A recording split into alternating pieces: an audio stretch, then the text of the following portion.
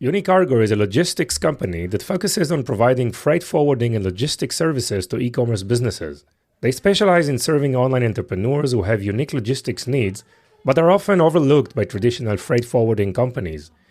Unicargo offers services such as import of record, warehousing, last mile distribution, and reverse logistics. They have developed an inventory management system that provides transparency and unified data for the client's stock levels.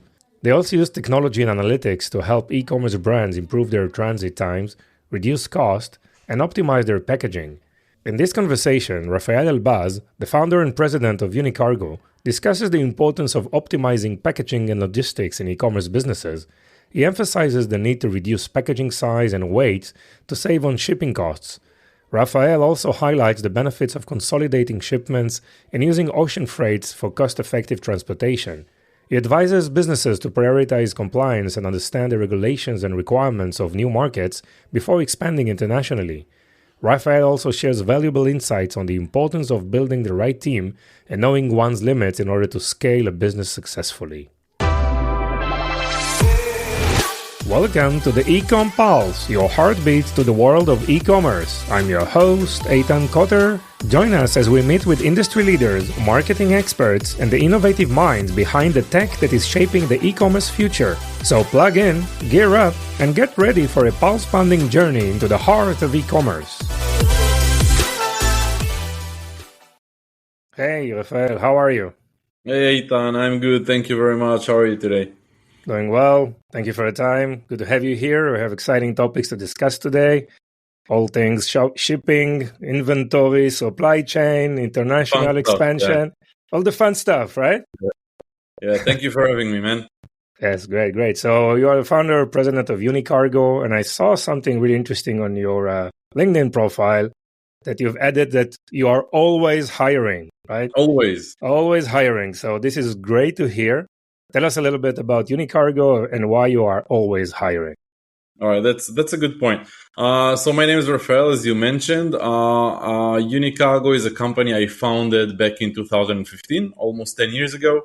After many years in the freight forwarding and in the logistics world, I started this company basically to focus on e-commerce businesses. I've learned through the years that e-commerce businesses, e-commerce entrepreneurs, people who sell on marketplaces, their own independent shops, they have logistics needs just as regular businesses, but they were, we can call it, not seen, or they were very transparent to traditional freight forwarding companies because they were always after the bigger accounts, the brick and mortars, the corporates. And as a person working and managing freight forwarding companies as an employee, I started receiving these inquiries from people online, from people that have online businesses, and these requests were very random, I might say. It was very clear that the people requesting the RFQ or the quote or the people that had the need, they were inexperienced. They had no logistics experience. They had complexity. Regulation complexities, IOR, import of record complexities. They basically was trying to test new markets or trying to open up new markets without legal entities. So there was very, again, 10 years ago, it's easier, but 10 years ago, these were very, very complex requests from very, very small individual or companies. And I was very intrigued by that. And the more I studied it, I started to, I got exposed into a huge world of people running businesses online and with really big logistics needs or expertise in logistics that they themselves didn't have. Like if you think about it, the regular corporates or the big importers, they have supply chain managers, they have a complete logistics department in-house with very experienced people. And these e-commerce businesses, it was mostly one-man show or a very, very small company with no specific role that handles logistics, and they were 100% relying on logistics company to consult them, to guide them, to take them hand in hand, to answer all these questions. And I decided back then that I should start a company that focused just on this audience and provide them freight forwarding services, logistics services. And it was a very good bet. Again, 10 years ago, the e-commerce boom has just started, and we kind of ride that wave of success of this whole industry, and we grew very fast with the industry actually. So we started doing shipping, A to Z from point A to point B between countries, mainly from Southeast Asia, like China and India, Vietnam, Nepal, Cambodia, to the Western world, like US, Europe, Canada, Australia, and all of that. And very fast we learned that these e-commerce businesses, that client, these audience, they needed much more than just shipping their product. They needed warehousing, they needed last mile distribution, they needed reverse logistics, they needed vendors to handle their returns. They needed finance. They needed a lot of things that we started doing basically with time, and the more we learned about that audience, the more we grew as a company. Yeah. So that's in a nutshell. So what I hear you saying is that the big freight forwarding company, they lack the focus on that specific sector of e-commerce from various angles. One, it's a smaller company, maybe less volumes, more specialized and customized type of engagement. With the big companies, it takes time to open an account, to validate you as a customer. There are a lot of exactly. So this is like you saw a gap that be more specific and customize and tailor maybe a solution for these e-commerce companies that started to emerge, right, 10 years ago.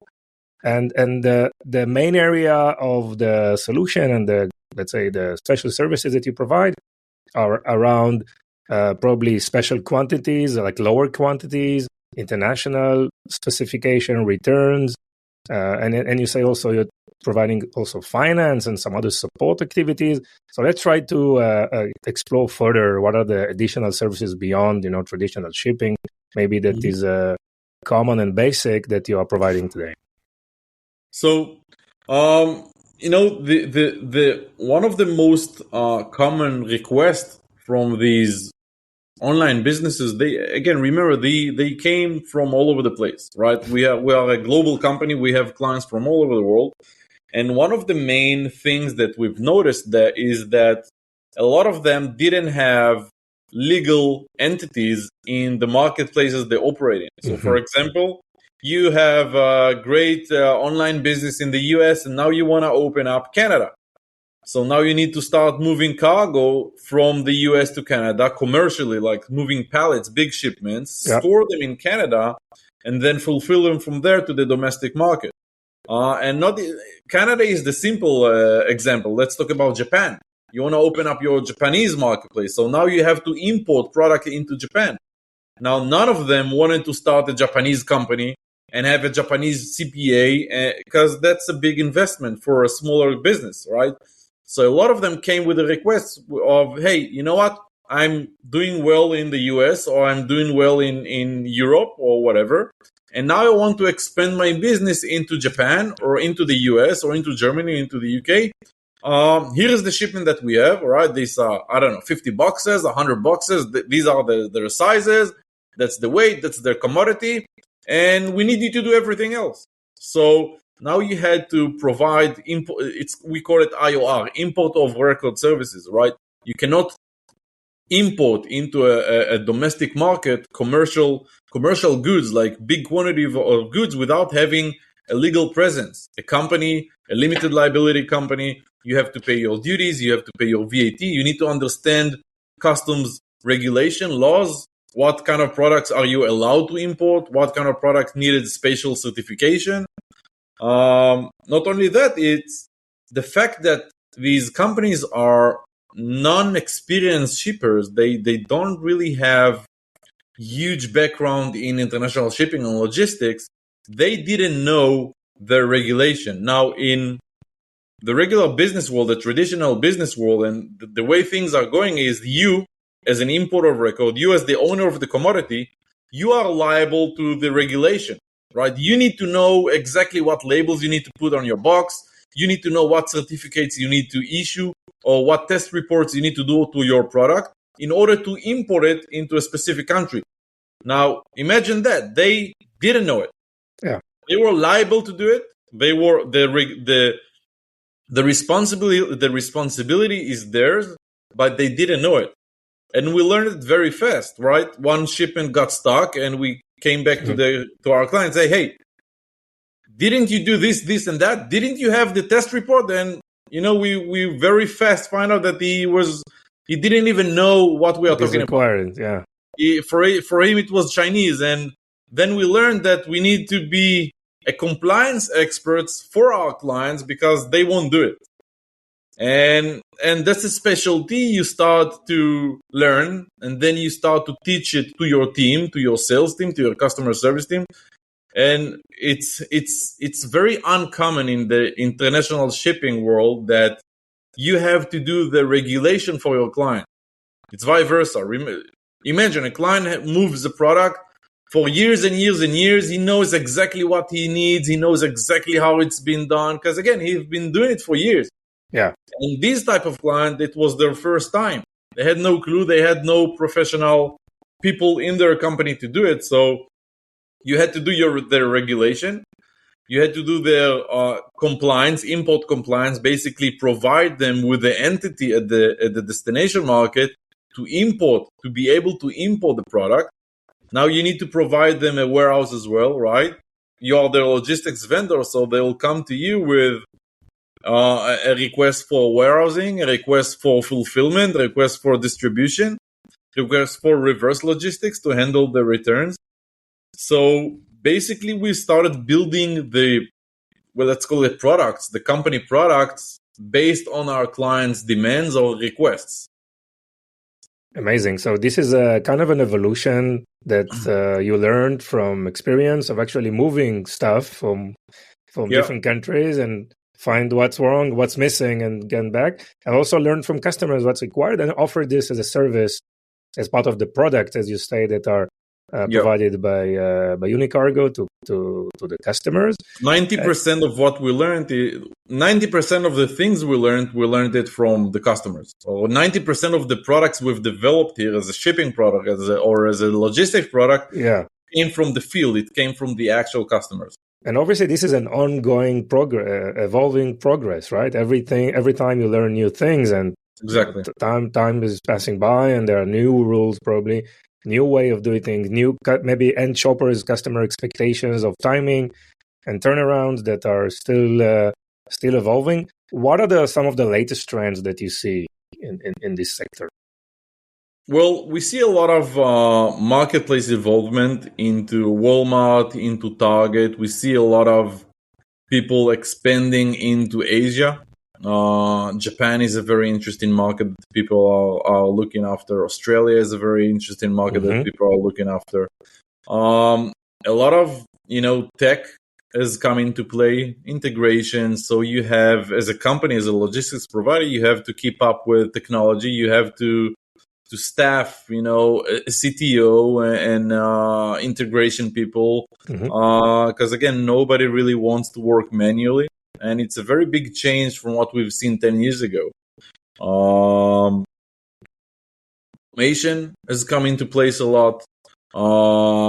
People are looking more and more into digital tools, digital solutions. They want everything, visibility, transparency. These are the latest trends in the logistics world, both for e-commerce and non-e-commerce, by the way. It's the same. Yes. And I also understand that you're able to provide also inventory, right? Locations and last mile shipping. And so let's zoom in a little bit about these aspects. How do you see inventory and how is it usually being managed in terms of, and I'm sure it depends on the product itself, right? In terms of cycles within the year. And the length of a product, and it can be on the shelf there. So what are the solutions that you provide in terms of inventory, and maybe give some feedback for e-commerce owners? What are the things that they need to, if they need to develop an RFP today, right, for that aspect? what are the important things for them to take into consideration? So these are very important two topics, but two separate topics. Let's start with the first one. Sure. So for inventory, we started managing warehouses. We started building warehouses. Sometimes we lease our own warehouse. Sometimes we sublease from a very big warehouse. And we found out that, we started having warehouses in different countries in the world. We have 10 locations in the US. We have a warehouse in Japan. We have 2 in India. We have 3 in China. We have in Germany. We have in the UK. And we started to see that global clients or more mature businesses, they are holding stock or they are keeping stock in more than one location.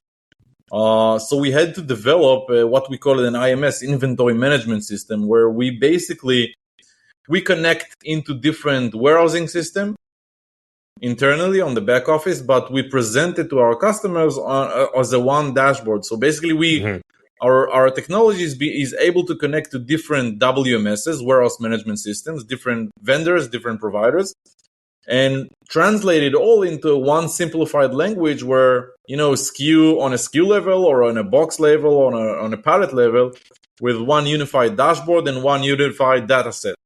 So basically, we are able to provide you a warehousing solution, including an IMS program, which is basically giving you the transparency of your stock levels, all of your history on the inbounds, everything you have sent into the warehouse, everything you have sent out of the warehouse, the outbounds. And it's a one unified data set. It's a one unified database, basically. So you don't have to deal with different warehousing systems. Imagine that most the way it works today, that let's say you are selling in the US marketplace, you'll connect with one vendor, you'll talk to a warehouse, he'll provide you with the credentials to his system, and the next day, I don't know, a year later, you expand into the UK and you connect with a different vendor, a UK vendor, then he gives you a credential to his system, which is completely different. Now you have to manage two different systems, two different databases. The Excel files or the outputs of the data will look differently. And basically that's what we built on the inventory side. So basically we provide a unified system, no matter where in the world, to all of our clients. Complete transparency, everything is visible, everything you've sent in, everything you've sent out, all of your stock levels. It's pretty cool. So that's on the first side. On the second side of, you now want to see an RFP of a warehousing, or you want to start using a new provider. Warehousing business is tricky as hell. Tricky as hell for the customers, because if you ever spoke to to a warehousing vendor, you can get one price list from one vendor and another price list from a second vendor for the same service. Yeah. But the price list will look completely different. Some of the warehouses will charge you storage per pallet. Some of the warehouses will charge you storage per box. Some of the warehouses will charge you storage per square feet or square meter. Some of them will have free inbound, but the outbound would be very, very expensive. Some of them would not charge you on the outbound, but the inbound will be very, very expensive. So it's a very, very tricky world. What I would recommend is asking them to provide you with a scenario. What do I mean? That you get a price list, all good and nice. That's nice. Now you want to see a scenario, all right? So you go to the vendor and say, hey, you know what? My typical shipment is 5 pallets. These are the size of the pallets. I have 50 boxes on each pallet. That's the size and weight of the boxes. I usually bring, again, 5 pallets on an LTL, on a partial truck. And I usually have 100 pallets in storage every single time. I have 5 outbound orders on average per month on pallets, B2B orders, and I have 500 D2C orders. Here are the sizes. And let them provide you a scenario of how is the invoice going to look. And you'll see that you'll find out that what you thought based on the price list is completely different. Nice. From the actual. Yeah. This is something you must do with every provider that you check or you're thinking of going into business with or partnering with. you gotta start running scenarios, real life scenarios, right? So take your average size of shipments, your average inbounds, how many inbounds you average a month or a year, how many outbounds you average a month or a year, and start building scenarios based on that, and have them price it as it is from their prices. And this way you learn how to read that price list and what is going to be your cost. Yes, because once you engage with them, it's you'll be surprised, and it's very difficult to switch. You'll be right? surprised. So, it's very hard to leave. You started integrating, you started moving products, and I see it all the time. It happens all the time. So you mentioned the IMS for the inventory management, and I know you're using a technology to understand what's happening, aggregating all these data points. What else do you do on the tech side and analytics side to make a smarter decision and provide better service to e-commerce brands? Yeah, so that's a good question. So remember that for international shipping, for a single international shipment, that there would be between 30 to 50 data points, meaning statuses in our system, data sets that we record, like cargo ready date, when is the cargo ready, and what is the scheduled pickup date, when are we due to pick up, what is the actual pickup date, what is the estimated arrival date to port, what is the actual arrival date to port. So on every data point there would be estimated and actual. It will double. And then you have all the stations on the way, right? Ports, warehouses, vessels or airlines on the origin side, and then on the destination side, on the arrival, and then you have your customs, and then you have to pick it up, then you have to distribute it. So there's a lot of data. What we usually do is we aggregate that on a BI platforms. We have a team of BI developers, data analysts, basically. And basically, what we usually do is, and it's very different from customer to customer, because some of the customers would want to see how are they performing on their transit time. What are the average from cargo ready date, or even before cargo, from PO placement, from the day they put the PO with the supplier until it finally arrived to the warehouse. So if that's your concern, your transit time, or how to reduce your transit time, we would build a data set around that, and we would build KPIs around that. And we would show you, all right, so here are everything you've placed, every orders you place. That's what we call PO management. When we go into play even before the cargo is actually ready, once you put the PO with your supplier.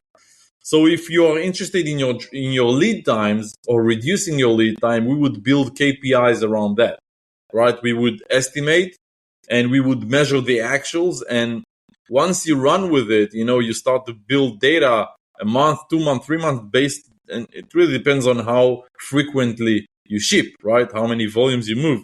But usually it takes 3 to 4 months to build that data. And once we have that data, we can start putting very, very accurate projections from the day you place your order until it actually arrives on your shelves. And this helps greatly.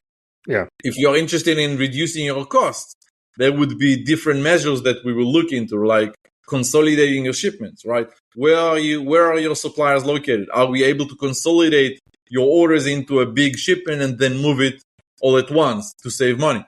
So every business, that's something that we've learned in the past couple of years. Every business would have completely different requirements, or things that they want to measure, or things that they want to improve on.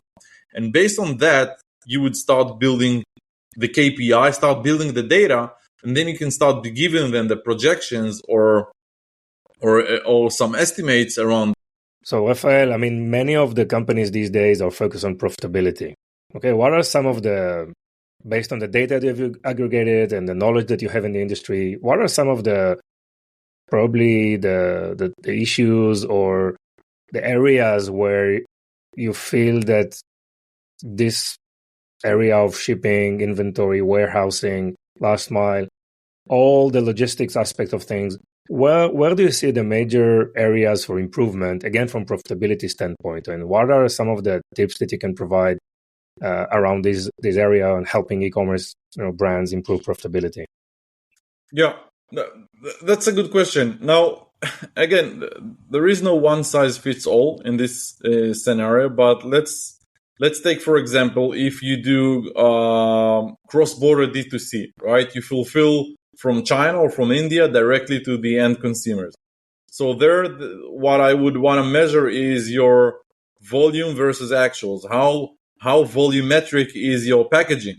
Mhm. Am I able to reduce your packaging size or weight by doing some small changes? That sometimes we found that it can cost you, it can cut you 15, 20, even 30%. Wow. Right? That's on cross border D2C. Yeah. Having a industrial designer, involving an industrial designer to look at your product, look at your packaging, and try to see if you can cut, if your product is volumetric, is big, try to see if you can cut 2 centimeters from each side. Mhm. Try to see if you can cut it by height. Just the packaging. Some of the businesses that we've worked with, they had the belief of very big, nice packaging and the whole unboxing Hmm. experience.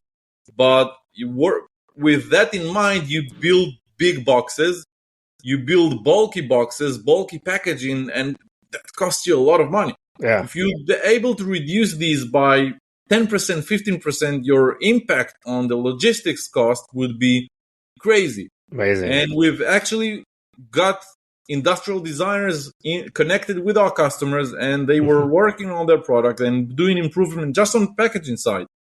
And that would, drive costs dramatically.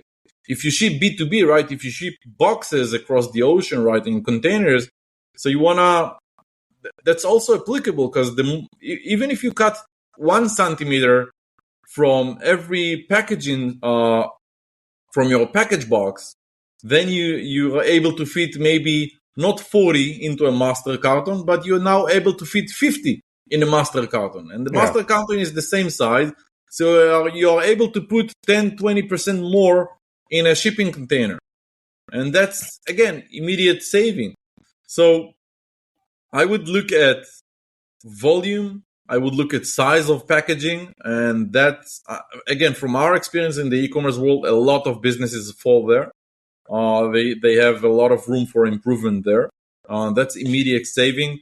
Um, Again, if you move B2B, if you move a lot of shipments and you fulfill domestically, looking into consolidating shipments, not sending smaller shipments, going to an effective supply chain, meaning you don't have urgent orders that you need to ship by air. You plan them. You plan your logistics, your supply chain ahead. Then you are able to move 90% ocean or 95% ocean. That would be a major saving. And from my experience, it takes time for a company to be mature in that realm to move only on ocean rather than air. Now, Mhm. and again, it really depends on the product. So, for example, cosmetics or fast fashion, they would have crazy multipliers. They would have crazy margins, so they're okay Yeah. moving them by air. Whereas some other product, like cheap products from, I don't know, China, like phone covers and all of that, they would have very slim margins, so you can't really ship them by air. So it really depends. It seems to me that you are like trusted advisor for your customers, kind of a even consultant, and brainstorming on various improvements and services that you can provide. How a typical engagement looks like? I mean, for you guys, I mean, how customers usually start and how they are exposed to all those additional capabilities and services that you are providing.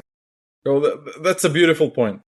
That's exactly what we are trying to deliver, the value, the added value, right? So a lot of businesses, when they would start, they would only look at the price. They would go on a transactional relationship, is Hmm. what we call it. So they would go to 5 different freight forwarders, they would send their RFQ, and they would go for the cheapest one. And they would get screwed one way or another because, again, going for the cheapest possible option is not a good strategy. But it's a strategy that almost every e-commerce business that I've seen that is just starting out, that's the strategy he's taking.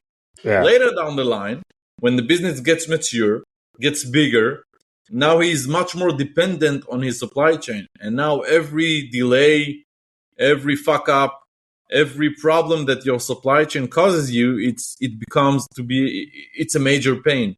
And then we see them coming back to us and really appreciating the added value, the planning, the discussions, the Zoom calls. So I would say the customer appreciate the value once they become a bit mature, right? They are not just starting out. And then the relationship would be, we would go on a call, we would ask a lot of questions, we would try to understand what is important for the customer, what it's his major pain points, and then we would build a strategy around that. We would connect him with his account manager. Could put KPIs in place, and we would build a relationship, not a transactional relationship, but a partnership relationship. It's like you go to court of law, right? You get a lawsuit, you take a lawyer, he's now your partner. He represents you. You won't go to court without a lawyer. Yeah. It's the same thing. You can't handle a big and successful e-commerce business that heavily rely on logistics, and every e-commerce business, 50% of your business is logistics. You can't run to long distances. You can't build sustainable big businesses without a strong logistics partner, without a partner that would provide value and insights from his experience and tips, and would be your partner. That's what we call it, a logistics partner. Yes. So as a business owner, you want to get away from transactional relationships where you just send RFQs and go for the cheapest one, and every shipment you change your vendor, change your logistic provider, because that's you won't be able to build a relationship based on that. Yes, and I mean, this is anyhow they do that on the marketing side, right? If they want to start, paid media and advertising on Facebook or Instagram, they take an agency, right? If they want to launch on Amazon, they take an Amazon agency. So might as well they do that also on the backend side with all these, because every efficiency, any improvement has a direct impact on bottom line, right? Which is exactly. And not just cash flow, but also that free cash flow that you're actually making money of, not that cash flow that you again need to allocate for buying additional inventory or shipping somewhere else.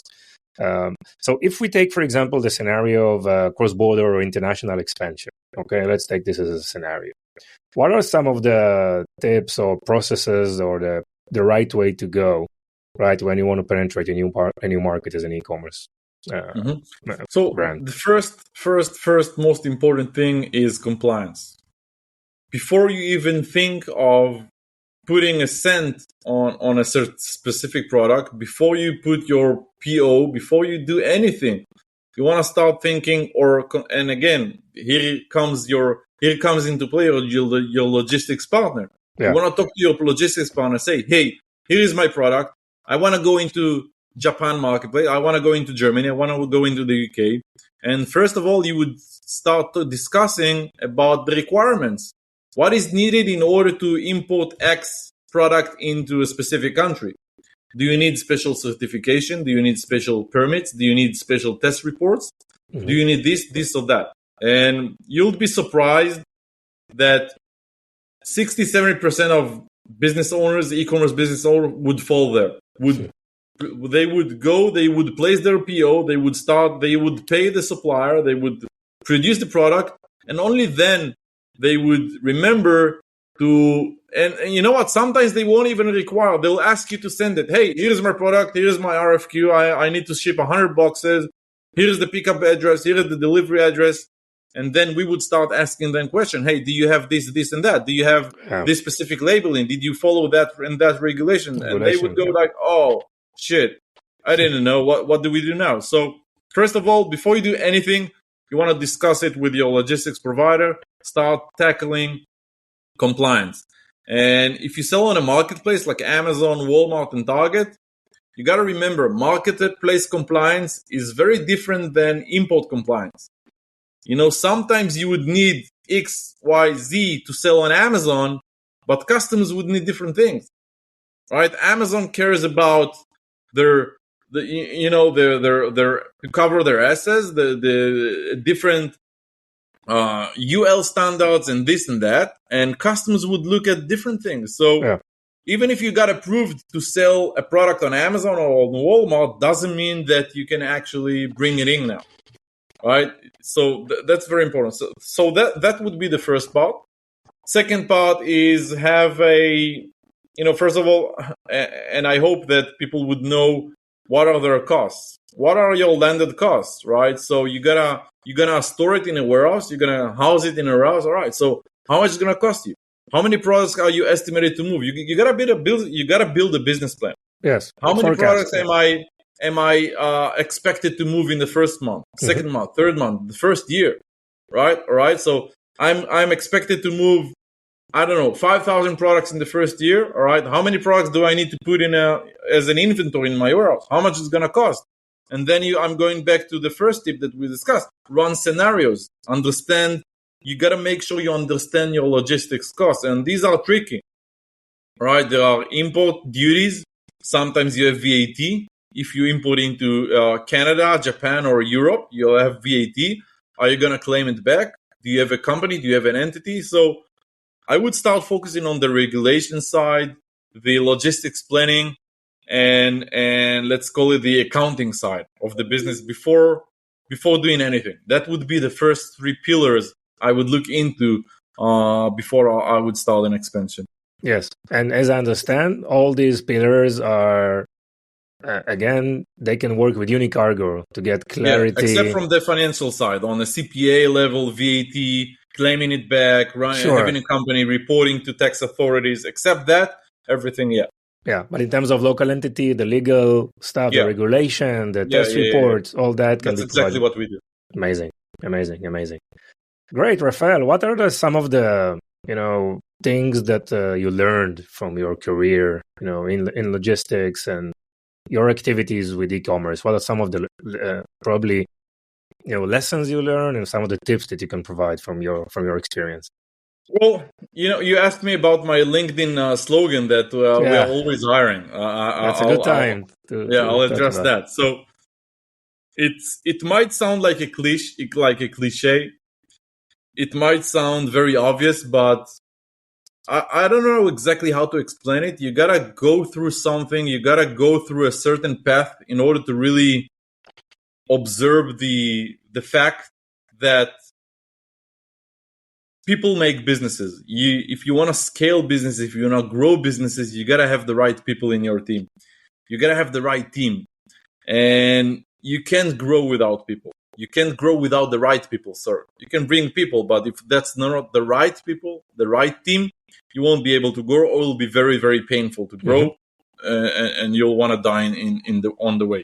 So that's why I have we are always hiring. We are always on the lookout for that people that would allow us to scale or to scale with them, management and strong people and sharp people. So that's why I would never reject a job interview.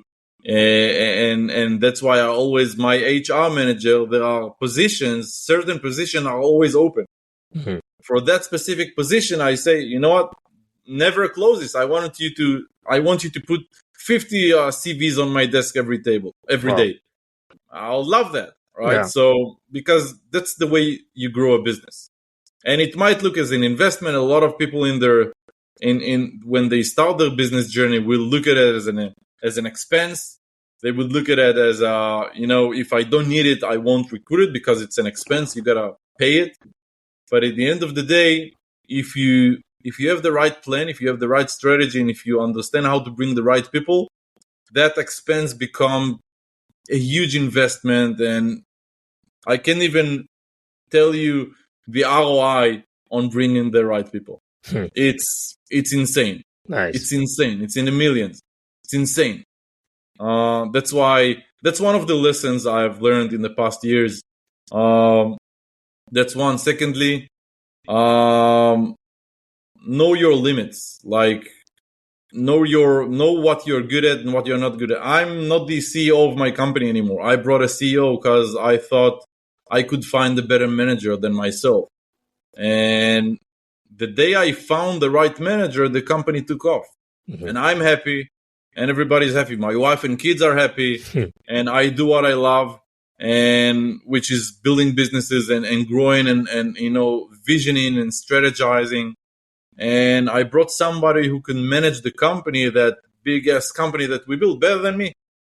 So know your limits, know what you're good at, and leave the ego aside, and try to find better people than yourself, or at least people that you look at and you think, hey, he's better than me, and that's somebody you want on your team.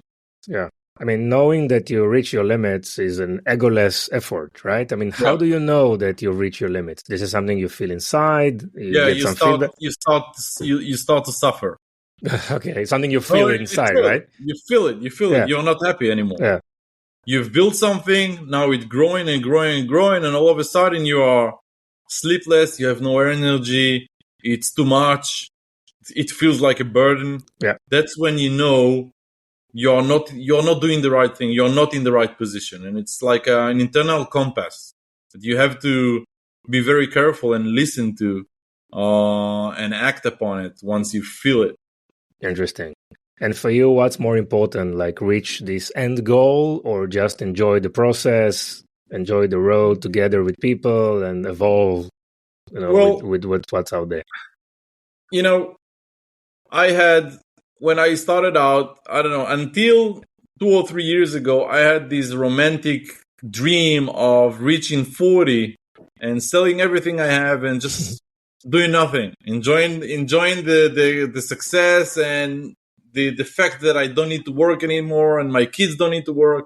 And that wasn't a romantic dream I had until a couple of years that I realized that, you know what, when I think about it, if I'll sit at home, my friends are working, my family, everybody's working around me. So yeah, you'll enjoy the beach, for a month, 2 months, you'll travel for.